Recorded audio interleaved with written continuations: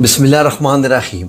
नाज़रीन, अगर आपके दुश्मन ने या किसी ऐसे बंदे ने आपकी ज़िंदगी को अजीरन कर दिया है, आपकी ज़िंदगी को मुश्किलों में डाल दिया है, वो बात बात पे आपके साथ झगड़ा करता है या करती है, लड़ाई करती है, आपके ख़िलाफ़ कोई दूसरा चालें चल रहा है और आपको हमेशा सताया जाता है, आपको डिग्रेड किया जाता है, आपके कामों में भी नुक्स निकाला जाता है और आप दफ्तर में हैं तो फिर भी आप के ऊपर सारे इल्ज़ाम आते हैं, आप कॉलेज में हैं तब भी इल्ज़ाम आते हैं, आप घर की बहू बेटी हैं तो तब भी आपके साथ ऐसा रहा है।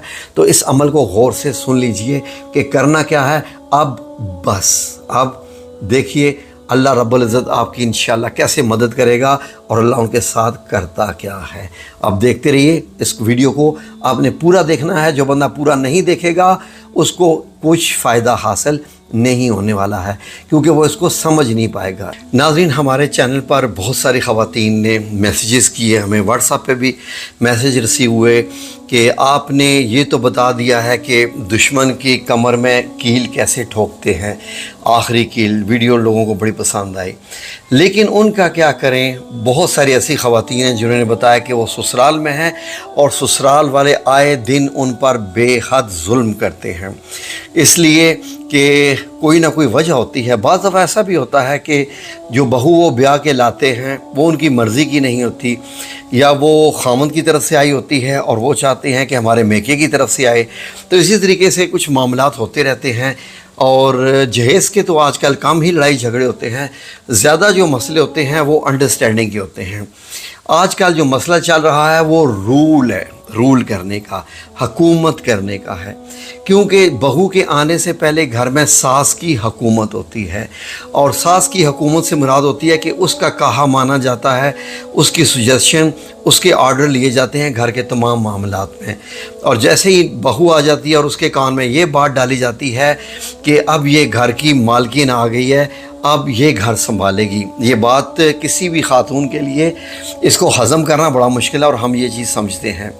तो नाज़रीन, वो ख़वातीन जो घर में खामद की सताई हुई हैं, सास की सताई हुई हैं, नंदों की सताई हुई हैं, अपनी जेठानी की सताई हुई हैं, या कुछ ऐसे जो भी मामलात चलते रहते हैं, कोई ना कोई तो ख़ानदान में ससुराल में दुश्मन होता ही रहता है।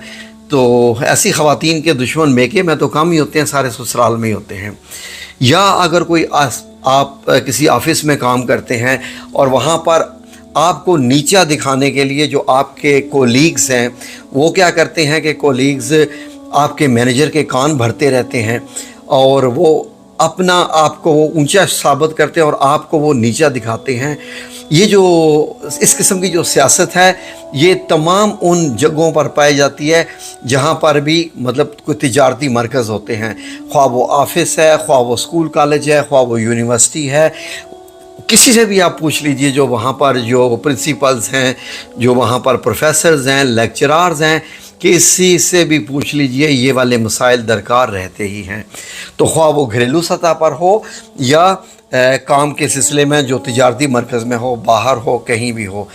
फॉर एग्ज़ाम्पल कुछ ऐसा भी हो जाता है कि बाज़ दफ़ा स्कूल में बच्चे इंटेलिजेंट होते हैं, लेकिन कुछ बच्चे उनके जो अपोनेंट होते हैं वो उनको नीचा दिखाने में चक्कर में लगे रहते हैं, उनकी जो है वो बेइज्जती करते रहते हैं, उनको सताते रहते हैं ताकि वो मतलब डिसहार्ट हो जाएं, आने वाले इम्तिहान में नंबर ना ले सकें या स्कूल ही छोड़ जाएं। ये सारे मामलात ज़िंदगी में चलते ही रहते हैं। और सबसे बढ़ के कारोबारी मराकज़ में आपकी भी दुकान है, साथ वाले की भी दुकान है, उस तरह दाएं भी दुकान है, बाएं भी, सामने भी, और आपका कारोबार अगर अच्छा चल रहा है तो समझ लें कि आपकी बुराइयां वो लोगों से करना शुरू हो जाएंगे कि ये तो है ही फ्रॉड है, ये तो है ही धोखेबाज है। तो इस तरीके से वो क्या करते हैं कि फिर आपके ख़िलाफ़ हो जाते हैं। तो नाज़रीन, वो लोग जो बैठे बैठाए आपके दुश्मन बन जाते हैं, तो वो बिल्कुल उनकी मिसाल मैं बड़ी प्यारी देना चाहूँगा। आपने देखा होगा कि बाज़ दफ़ा घर में जो पालतू जानवर होते हैं वो बिफर जाते हैं, जैसे कुत्ते होते हैं, उनको वो हल्के हो जाते हैं तो वो काटना शुरू कर देते हैं। बाज़ दफ़ा जानवरों को कुछ हो जाता है, कोई वो चीज़ ऐसी खा लेते हैं या उनमें कोई चीज़ आ जाती है तो वो अपने घर वालों को ही नुकसान पहुंचाना शुरू कर देते हैं। उनका क्या किया जाता है, ان کو بے ہوشی کے انجیکشن لگائے جاتے ہیں، بے ہوشی کے۔ تو میں جو آج آپ کو عمل بتانے جا رہا ہوں وہ ناظرین سمجھ لیجئے کہ وہ روحانی بے ہوشی کا انجیکشن ہے۔ کس بندے کو؟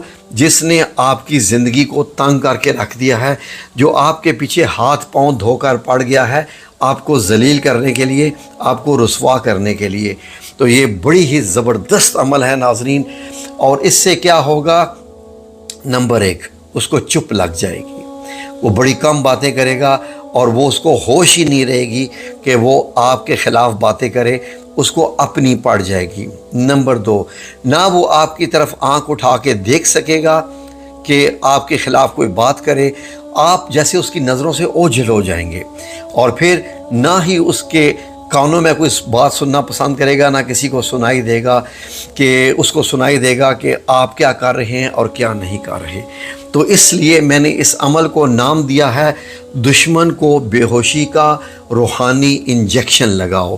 تو ناظرین بڑا ہی پیارا عمل ہے اور اتنا آسان عمل ہے کہ یقین کریں کہ ہر کوئی کر سکتا ہے۔ اب فار ایگزامپل کرنا کیسے ہے؟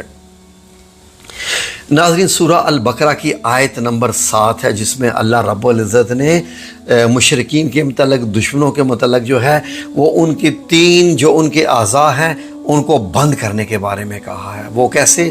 کہ ان کے دل بند، ان کی آنکھیں بند اور ان کے کان بند۔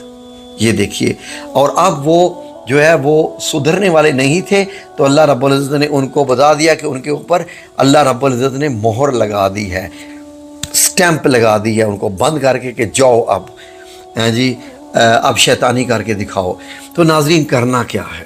بڑا آسان ہے۔ نمبر 2، اس لیے آسان ترین ہے کہ یہ عمل آپ اپنے دشمن کی تصویر پر بھی کر سکتے ہیں، اور آج کل کے دور میں کسی کی بھی تصویر حاصل کرنا کوئی مشکل کام ہی نہیں ہے۔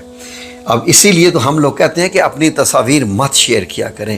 آپ کی تصاویر کے اوپر عمل ہو سکتے ہیں، آپ کی تصاویر کے اوپر کچھ بھی، جیسے میں یہ بتا رہا ہوں، لیکن میں یہ ان لوگوں کے لیے بتا رہا ہوں جو مظلوم ہیں، جو بیچارے صبر کر رہے ہیں، جو ڈرے ہوئے ہیں، جو تھک ہار گئے ہیں، جو ڈپریشن میں چلے گئے ہیں، جو وہ لوگ جو سمجھتے ہیں کہ اب میں دشمن کا کچھ بھی نہیں بگاڑ سکتا۔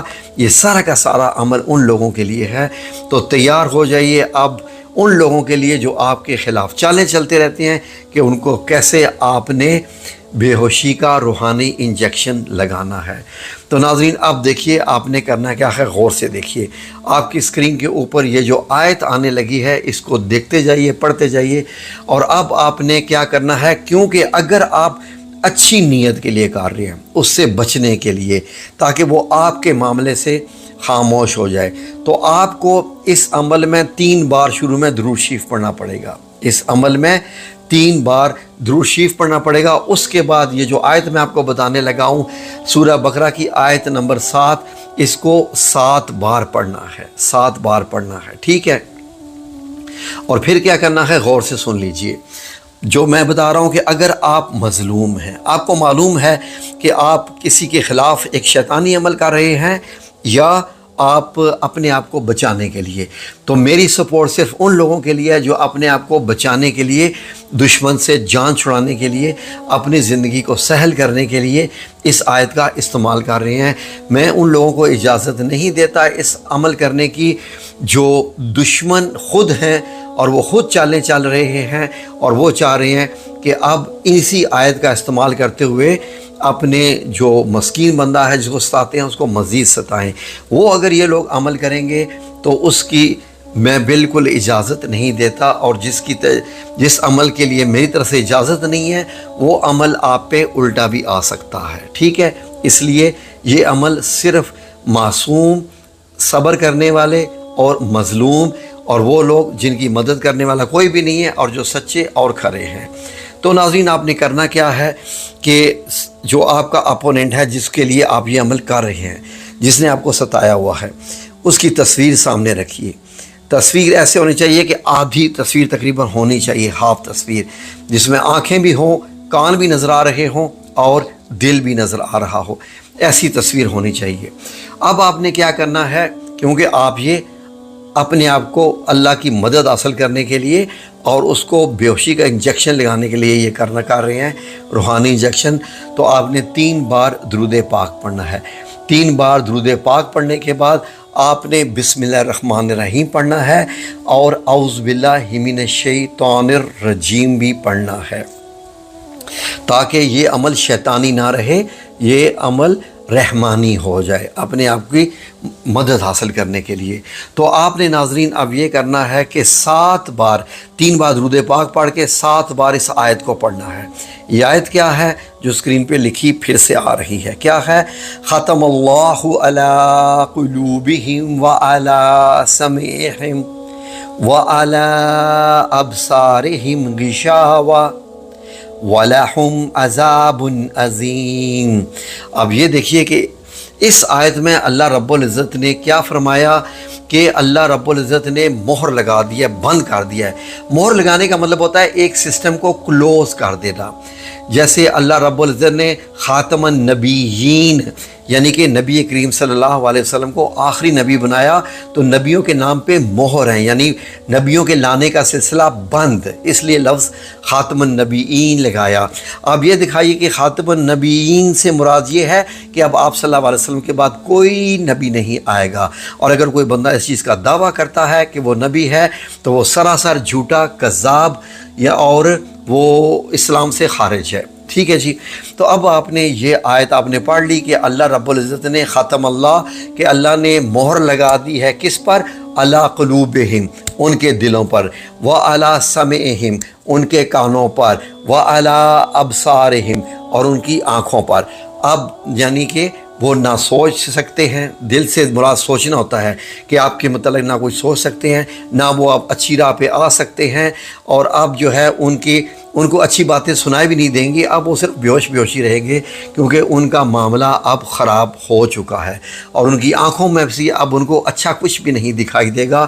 اب جو ہے وہ اللہ تعالی نے ان کو ڈال دیا ہے، یعنی سمجھ لیجئے، ٹھیک ہے جی، اور ان کے لیے بڑا عذاب بھی تیار ہے، یہ بھی ہے، تو اس سے اندازہ لگائیں یہ معاملہ ہے۔ اب آپ نے کرنا کیا ہے کہ تصویر کے اوپر آپ نے یہ 7 بار یہ آیت پڑھنے کے بعد 7 بار اس اپنے دشمن کی آنکھوں کے اوپر دم کرنا ہے 7 بار، پھر آپ نے یہ 7 بار آیت پڑھنی ہے، اور پھر اس کے بعد آپ نے اس کے دونوں کانوں کے اوپر آپ نے ذہن میں رکھنا ہے کہ میں دونوں کانوں کے اوپر پھونک مار رہا ہوں یا رہی ہوں، ٹھیک ہے نا، کیونکہ ظاہر ہے کہ ایک میرے پاس اتنی سی تصویر ہے تو میں پھونک مار رہا ہوں کہ میں دونوں کانوں پہ مار رہا ہوں، ٹھیک ہے جی۔ پھر تیسری بار اس آیت کو 7 بار پڑھنا ہے، اور اب اس کے دل کے اوپر، آنکھوں پہ، کانوں پہ اور دل پہ 7 بار، ٹھیک ہے جی۔ ترتیب اگر آپ یہ ایسے کر لیں تو یہ زیادہ بہتر ہے، پہلے آپ دل پہ کریں، پھر کانوں پہ، پھر آنکھوں پہ، جو آیت کے حساب سے ترتیب بنتی ہے وہ آپ کر لیجئے۔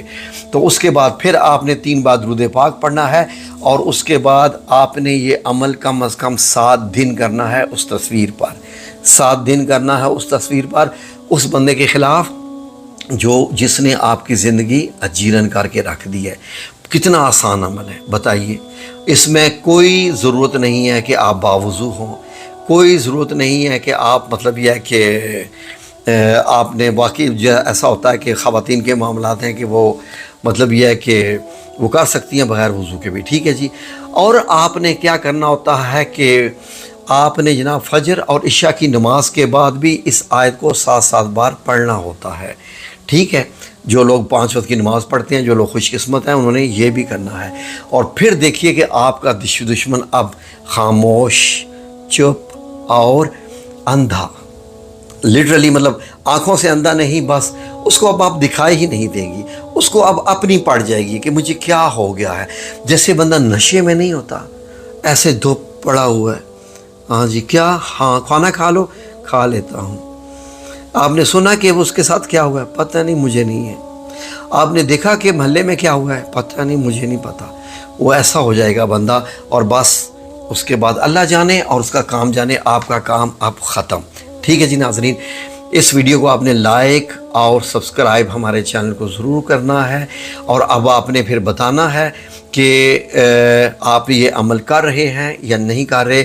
نام لکھنے کی ضرورت نہیں ہے، آپ نے صرف یہ بتانا ہے کہ میں یہ اچھے کام کے لیے کر رہا ہوں یا شیطانی کام، اور میں نے پہلے سے بتایا ہے کہ میں اللہ رب العزت کو میں نے جواب دینا ہے آخرت میں، جو اس وقت بھی مجھے دیکھ رہا ہے جب یہ میں ویڈیو بنا رہا ہوں، تو میں شیطانی عمل کے لیے اس کی اجازت نہیں دے رہا ہوں. ٹھیک ہے جی، جزاکم اللہ خیر. اللہ آپ کو حامی و ناصر ہو. آمین یا رب العالمین.